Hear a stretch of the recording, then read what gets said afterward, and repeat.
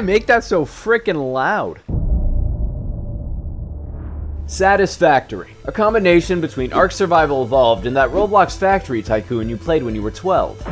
I just had to get this game when it was put up on sale for a whopping $3 discount. That's fantastic, because if you were debating whether or not you should purchase this game or a can of beans, now you can get both. Thanks, game. First off, I'd like to talk about something I find often overlooked in game reviews. Movement. It's such a fundamental piece of any game, but if it's done wrong, it could hinder your epic gaming. If I had to rate Satisfactory out of 10 solely based on movement, I'd have to give it a 12. Movement in this game is so fun and special to me, mostly because of the conveyor belts. Although the intent of these conveyors is to carry around resources, they also affect the player. This also means you'll probably fly out of a factory if you're reckless with your movement. Obviously though, you won't be spending all your time playing locked up inside. A large part of this game is exploration. There are several types of vehicles at your disposal, but their purpose is honestly confusing. I mean seriously, what dev do I have to verbally abuse to fix this? Other means of travel include walking, running, bunny hopping kind of, and tubes. I've gone ahead and plotted the squares per minute you travel using each method of transportation. The units of measure I'm referring to as squares are the buildable platforms that look like this. Also, unless you blink for an entire 6 seconds, you probably noticed the question mark looming over the word tube. Let me explain.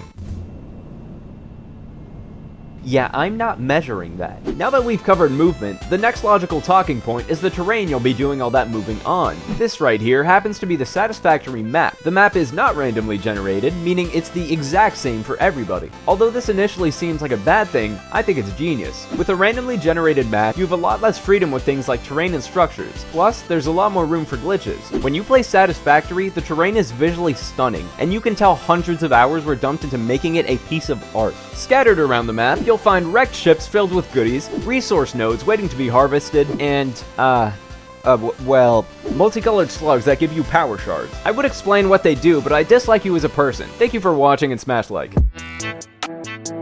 Just kidding. Power slugs come in 3 different colors: green, yellow, and purple. Green slugs can craft 1 power shard, yellow slugs can craft 2, and purple slugs yield 5. The slugs are either defended by hostile creatures or located on challenging terrain. This makes sense because power shards are awesome. They essentially allow you to increase the efficiency of whatever you like. I think it's about time I address the wildlife you'll most definitely encounter. There are about a dozen different mobs in this game, and I should probably add most of them will try to murder you, but not this guy.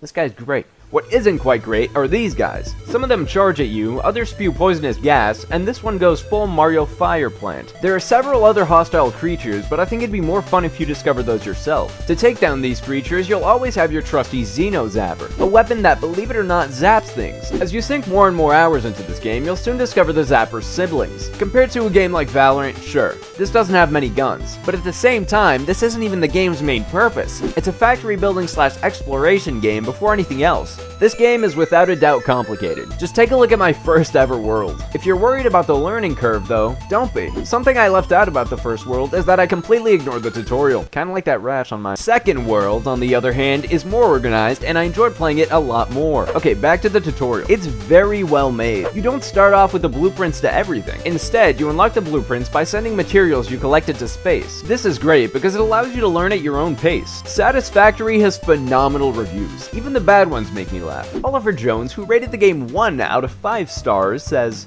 "Why is this not on PlayStation?" Also, I've never played, and I don't have a PlayStation. Very well said, Oliver. Despite the outstanding reviews, I've still got a couple things I'd change. First off, when you have food in your hand and you grab more, you have to then go to your inventory and drag it back to your hand. Please fix. There are microscopic gaps between literally everything. This isn't noticeable unless you're looking for it, but it's definitely there. Please fix. You see this hole in the map? This isn't water. This is a giant hole, and if you jump down, you will die and never get your stuff back. This isn't a bug, by the way, I'm just stupid. The biggest issue I have with this game is creative mode, or should I say, the lack of creative mode. I'm sure they're working on it because this is desperately needed. The average player just doesn't have hundreds of hours to finish the game. With all that information I've just molested your brain with, I hope you have a better idea of what to expect when playing. Please keep in mind, this is only my second ever game review, so I'd really appreciate any feedback or criticism you may have. Also, if you guys want to support me, I just started a Patreon where I'll be posting videos early and occasional deleted clips. Thank you guys so much for watching, and because I don't always get my voice lines right the first time, here's some bloopers.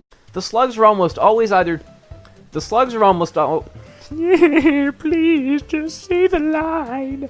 I think it's about time I address the wildlife. What am I... I think it is about time I address the wildlife you'll most definitely encounter.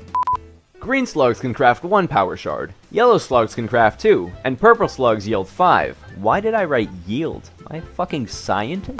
There are several hundred times. Whoa. What? But not this guy. This guy's... Really? How did I think that was a good idea? How did my brain go, yeah, do a high-pitched voice. Yeah, you'll put that in.